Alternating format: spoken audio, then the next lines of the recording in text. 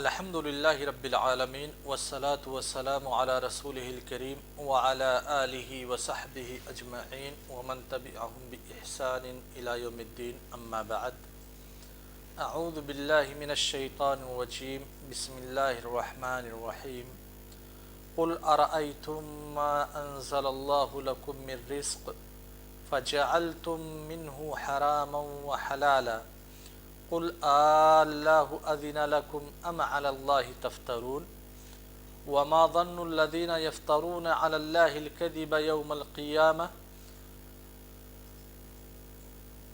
ان اللہ لذو فضل علی الناس ولکن اکثرهم لا یشکرون وما تکون فی شأن وما تتلو منہ من قرآن ولا تعملون من عمل إلا كنا عليكم شهودا إذ تفيضون فيه وما يعزب عن ربك من مثقال ذرة في الأرض ولا في السماء ولا أصغر من ذلك ولا أكبر إلا في كتاب مبين ألا إن أولياء الله لا خوف عليهم ولا هم يحزنون الذين آمنوا وكانوا يتقون۔ شباب سورہ یونس کی آیت نمبر 59، 60، 61 اور 62 آپ کے سامنے تلاوت کی گئی ہے۔ انہی آیات کے معانی، مقاصد اور مفہوم کو انشاءاللہ آج کے درس میں ہم سمجھنے کی کوشش کریں گے۔ اس سے پہلے جو بیان کیا جا رہا تھا کفار کے تعلق سے، یوم آخرت کے تعلق سے، ان کے لیے اللہ تعالیٰ نے جو سزا تیار کر کے رکھی ہے ان سب کا تذکرہ چل رہا تھا، اور پھر انسان کو خوش کس بات پہ ہونا چاہیے اس کا بھی بیان ہوا۔ جب اللہ تعالیٰ نے یہ ساری چیزیں ذکر کی تو یہ ساری چیزیں کس لیے اللہ تبارک و تعالیٰ نے بیان کی؟ تاکہ جو ان لوگوں کا اعتراض تھا مشرکین کا وحی کے سلسلے میں، قرآن کے سلسلے میں، اس اعتراض کو ختم کیا جا سکے، اور یہ ثابت کیا جا سکے کہ قرآن یہ محمد صلی اللہ علیہ وسلم کی طرف سے نہیں ہے، نہ ہی کسی انسان کی طرف سے ہے۔ اگر محمد صلی اللہ علیہ وسلم کی طرف سے ہوتا یا کسی انسان کی طرف سے ہوتا، یا تو پھر تم لوگ اپنے اعتراض میں اگر درست ہوتے تو کوئی انسان آخرت کی باریک بینیوں کے بارے میں، تمہارے اعمال کی باریک بینیوں کے بارے میں اتنا زیادہ واقف نہیں ہو سکتا۔ ایسی چیزوں کا بیان کیا گیا قیامت کے سلسلے میں، اللہ تعالیٰ کے عقاب کے سلسلے میں، اللہ تعالیٰ کی نعمتوں کے بارے میں، یہ کسی انسان کی بس کی بات نہیں ہے۔ لہذا قرآن اللہ تبارک و تعالیٰ کی کتاب ہے، اور تم تمام لوگوں کے لیے ضروری ہے کہ قرآن کی حقانیت اور قرآن کی مصداقیت کا اعتبار کرو اور اسے اللہ تعالیٰ کی کتاب کو تسلیم کرو۔ اس کے بعد اللہ تبارک و تعالیٰ نے کہا کہ اگر یہ لوگ قرآن کو تسلیم نہیں کرتے، اللہ تعالیٰ کی کتاب کو نہیں مانتے، یا پھر محمد صلی اللہ علیہ وسلم کو رسول نہیں مانتے، تو پھر یہ بتلاؤ حلال اور حرام میں تفریق کیسے کریں گے؟ کس چیز کو حلال کہیں گے، کس چیز کو حرام کہیں گے؟ یہ ان کی منشا کے مطابق چلے گا، جس کو چاہیں گے حلال بنا لیں گے، جس کو چاہیں گے حرام بنا لیں گے۔ تو ایسے تو معاملہ بہت ہی پیچیدہ ہو جائے گا۔ ایک آدمی اپنی خواہش نفس کے مطابق کسی چیز کو حلال بنا لے، دوسرا آدمی اسے وہ چیز ناپسند ہے لہذا وہ حرام بنا لے، تو اب کس کو کیا کرو گے؟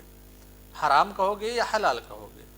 اسی لیے اللہ تبارک و تعالیٰ نے کہا قل ارأیتم، اے نبی کریم صلی اللہ علیہ وسلم آپ کہہ دیجئے، ارأیتم، تم لوگوں کا کیا خیال ہے، یا یہ تم بتاؤ کہ ما انزل اللہ لکم من رزق، کہ اللہ تعالیٰ نے جو کچھ تمہارے لیے رزق نازل کیا ہے۔ ما انزل، ما کلمہ عموم ہے، الذی کے معنی میں، اس میں موصول کے معنی میں، کہ ہر وہ چیز جسے اللہ تبارک و تعالیٰ نے تمہارے لیے بطور رزق نازل کیا ہے، فَجَعَلْتُم مِّنْهُ حَلَالًا وَحَرَامًا، اسی نازل کیے ہوئے رزق میں سے تم لوگ بعض جانوروں کو حلال قرار دے دیتے ہو اور بعض رزق کو حرام بنا لیتے ہو۔ تو یہ کہاں سے تمہارے اندر یہ جرات پیدا ہوئی کہ اللہ تعالیٰ تمہیں بطور رزق کوئی چیز عطا کر رہے ہیں اور تم کہتے ہو کہ نہیں یہ چیز ہمارے لیے حلال ہے اور یہ چیز ہمارے لیے حرام ہے، ہم اسے استعمال نہیں کر سکتے؟ اس سے مراد وہی جانور ہیں جن جانوروں کو مشرکین نے اپنے بتوں کے نام پہ چھوڑ رکھا تھا اور کہا تھا کہ یہ جانور ہمارے لیے حرام ہے بلکہ یہ ہمارے بتوں کے لیے خاص ہے، جس کی تفصیل سورہ انعام میں گزر چکی ہے۔ مشرکین کا یہ شیوہ تھا کہ بعض جانوروں کو اپنے بتوں کے نام پہ چھوڑ دیتے تھے، تو جو جانور ان کے بتوں کے نام پہ چھوڑے جاتے تھے اس جانور کی کسی بھی چیز سے کوئی انسان استفادہ نہیں کر سکتا تھا، نہ اس پہ سواری کرتا تھا، نہ تو اس کا دودھ استعمال کرتا تھا، نہ ہی اس کا گوشت استعمال کرتے تھے۔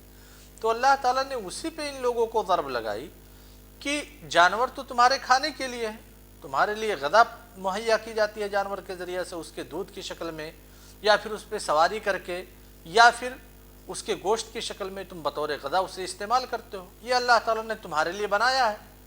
تو پھر کیسے تم بعض جانوروں کو اپنے معبودوں کے لیے جب وقف کرتے ہو تو کہتے ہو کہ یہ حرام ہے؟ اگر حرام ہے تو ابتدا سے یہ حرام ہونا چاہیے وہ جانور۔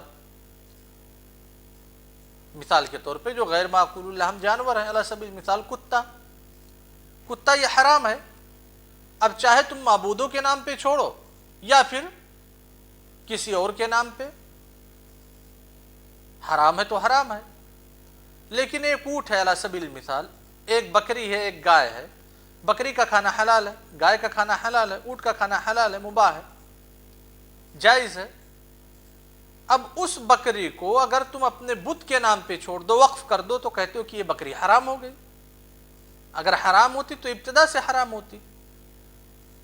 اسی پہ اللہ تعالیٰ نے ان لوگوں کو پھٹکار لگائی، قل، آپ کہہ دیجئے، اللہ اذن لکم، کیا اللہ تعالیٰ نے تمہیں اس کا حکم دیا ہے، اس کی اجازت دی ہے؟ یعنی کہ اللہ تعالیٰ نے تمہیں یہ پرمیشن دی ہے کہ تم جس کو چاہو حلال کرو اور جس کو چاہو حرام کرو؟ تو اللہ تعالیٰ نے تمہیں یہ پرمیشن دی نہیں ہے۔ اللہ تعالیٰ نے جو کچھ حکم دیا ہے وہ قرآن کریم میں موجود ہے، کون سے جانور حلال ہے کون سے جانور حرام ہے، اور تم قرآن کریم پر ایمان نہیں رکھتے ہو۔ تو پھر دوسرا پہلو کیا ہے؟ یا تو اللہ تعالیٰ نے تمہیں اجازت دیا ہے، ام علی اللہ تفترون، یا تم اللہ تعالیٰ پر بہتان باندھ رہے ہو، جھوٹ گڑھ رہے ہو۔ تو دونوں آپشن میں سے کوئی ایک آپشن ہوگا کہ ان جانوروں کو، جن جانوروں کو تم حلال سمجھتے ہو یا جن جانوروں کو تم حرام سمجھتے ہو، کس بنیاد پہ؟ کیا اللہ تبارک و تعالیٰ کی طرف سے حکم ہوا ہے یا پھر تم اللہ تعالیٰ پر جھوٹ باندھ رہے ہو، تہمت تراشی کر رہے ہو، بہتان باندھ رہے ہو؟ تو اللہ تعالیٰ نے یہ حکم تو دیا نہیں، کیونکہ اللہ تعالیٰ حکم دیتا تو قرآن کریم میں موجود ہوتا۔ تو نتیجہ کیا نکلتا ہے کہ تم اللہ تعالیٰ پر بہتان باندھ رہے ہو، تم اللہ تعالیٰ پر جھوٹ گڑھ رہے ہو۔ تو اب ذرا اپنے انجام کو سوچو کہ اگر تم اللہ تعالیٰ پر جھوٹ گڑھ رہے ہو، بہتان باندھ رہے ہو، تو تمہارا انجام کیا ہوگا؟ وہی اللہ تعالیٰ نے کہا، وَمَا ظَنُّ الَّذِينَ يَفْتَرُونَ عَلَى اللَّهِ الْكَذِبَ، جو لوگ اللہ تبارک و تعالیٰ پر بہتان باندھتے ہیں ان لوگوں سے ذرا پوچھئے کہ ان کا خیال قیامت کے بارے میں کیا ہے، کیا قیامت قائم ہوگی یا نہیں ہوگی؟ یعنی قیامت والے دن اللہ تعالیٰ ان سے کیا معاملہ کرے گا، ذرا ان سے پوچھئے۔ ان اللہ لذو فضل علی الناس ولکن اکثرہم لا یشکرون، لیکن حقیقت معاملہ یہ ہے کہ اللہ تبارک و تعالیٰ لوگوں پر بہت ہی زیادہ مہربان ہے، ولیکن اکثرہم لا یشکرون، لیکن اکثر لوگ شکریہ ادا نہیں کرتے۔ یہ اللہ تبارک و تعالیٰ کی مہربانی ہی کا نتیجہ ہے کہ وہ دنیا میں انسانوں کا فوراً مواخذہ نہیں کرتا ہے، بلکہ اللہ تعالیٰ نے ان کے اعمال کے جزا اور بدلہ کے لیے ایک دن مقرر کر رکھا ہے۔ ایک مطلب یہ ہو سکتا ہے۔ دوسرا مطلب یہ، ان اللہ لذو فضل علی الناس، کہ اللہ تبارک و تعالیٰ کے احسان کا مظہر یہ ہے کہ جو قرآن کی تصدیق کرتا ہے، جو یوم قیامت، یوم آخرت پر ایمان رکھتا ہے، اللہ تبارک و تعالیٰ اسے بھی رزق مہیا کرتے ہیں، اور جو قرآن کی تکذیب کرتا ہے، جو یوم قیامت، یوم آخرت پر ایمان نہیں رکھتا، نبی صلی اللہ علیہ وسلم کی رسالت اور نبوت کا انکار کرتا ہے، جو کافر ہے، اللہ تبارک و تعالیٰ اسے بھی رزق سے نوازتے ہیں۔ تو رزق دینے میں اللہ تبارک و تعالیٰ ایمان اور کفر کی تفریق نہیں کرتے۔ وما من دابۃ فی الارض الا علی اللہ رزقها، جتنی بھی چیزیں اس سرزمین میں پائی جاتی ہیں سب کے رزق کی ذمہ داری اللہ تبارک و تعالی کی ہے۔ اسی لیے حضرت ابراہیم علیہ السلام نے جب دعا کی تھی سورہ بقرہ میں جس کا تذکرہ ہے، کہا وَإِذِ ابْتَلَىٰ إِبْرَاهِيمَ رَبُّهُ بِكَلِمَاتٍ فَأَتَمَّهُنَّ قَالَ إِنِّي جَاعِلُكَ لِلنَّاسِ إِمَامًا قَالَ وَمِن ذُرِّيَّتِي قَالَ لَا يَنَالُ عَهْدِ الظَّالِمِينَ۔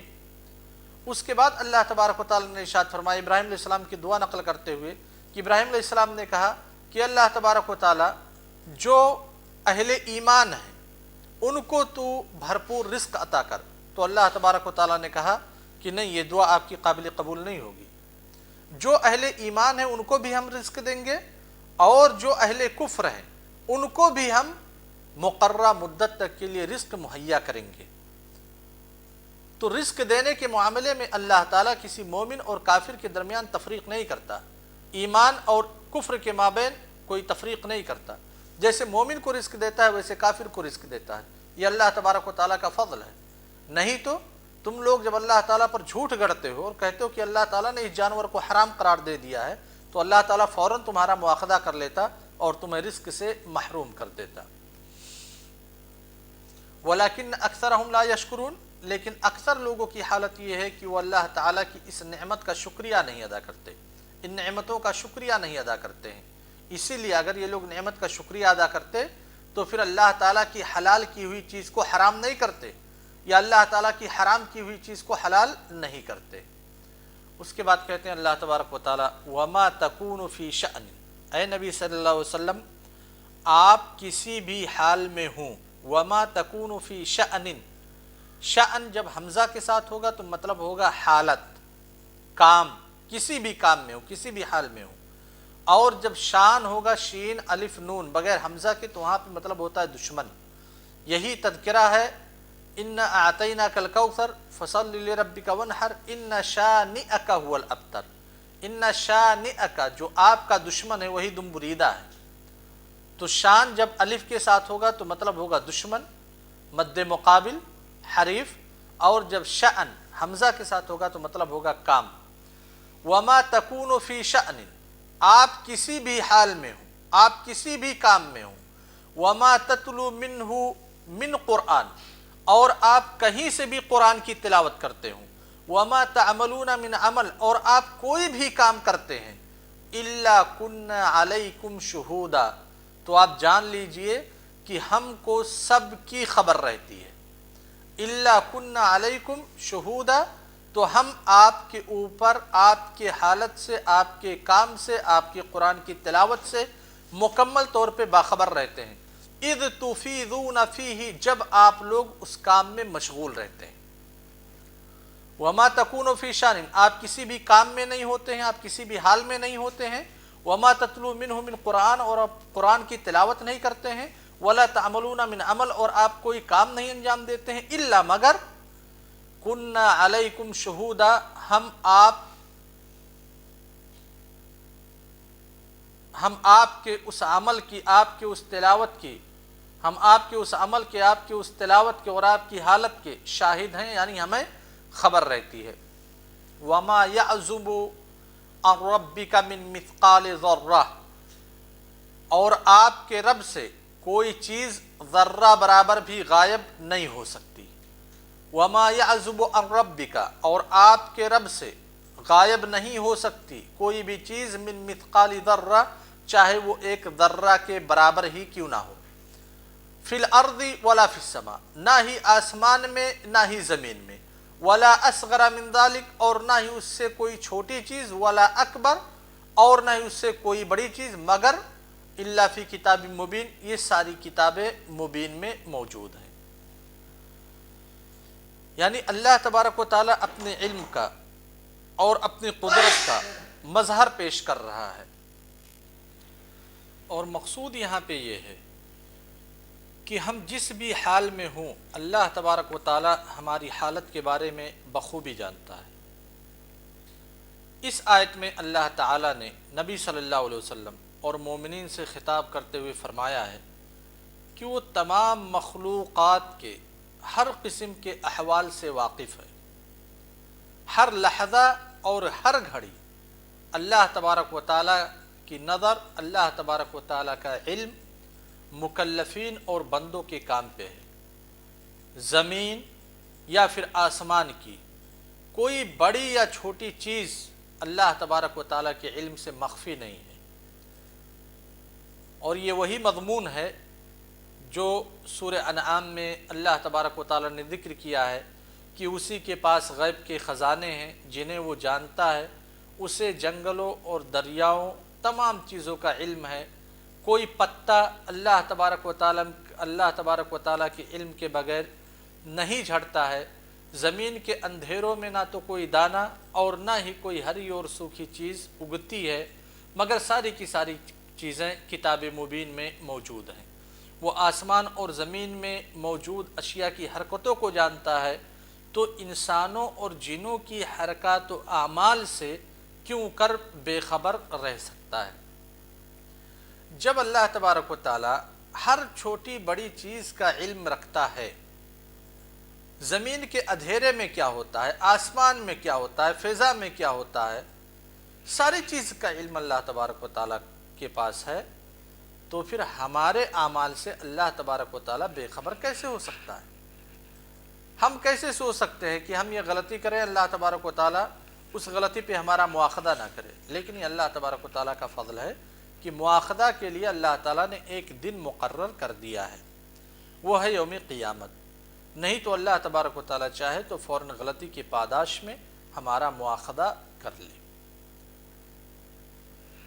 اس کے بعد اللہ تبارک و تعالی ارشاد فرماتے ہیں، الا ان اولیاء اللہ لا خوف ولا هم يحزنون، کہ جو اللہ تعالیٰ کے اولیاء ہیں ان کے اوپر کوئی خوف نہیں ہوگا اور نہ ہی وہ لوگ غمگین ہوں گے۔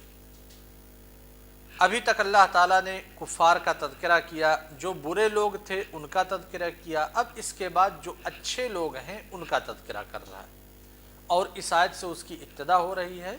کل کے درس میں انشاءاللہ اس آیت اور اس کے بعد آنے والی آیتوں کا بیان، جس میں ولی کی حقیقت کیا ہے، کیا ولی کے لیے کرامت یہ شرط ہے، یا اور پھر اولیاء کے صفات کیا ہیں جو اللہ تعالیٰ نے قرآن کریم میں بنائے ہیں، اور وہ اولیاء جن کو ہم ولی مانتے ہیں، ہم مسلمان ولی مانتے ہیں، ہم نے ان کے لیے کون سے صفات اپنی طرف سے بنائے ہیں اور وضع کیے ہیں۔ ان ساری چیزوں کا بیان انشاءاللہ تبارک و تعالی کل کے درس میں ہوگا۔ والسلام علیکم ورحمۃ اللہ وبرکاتہ۔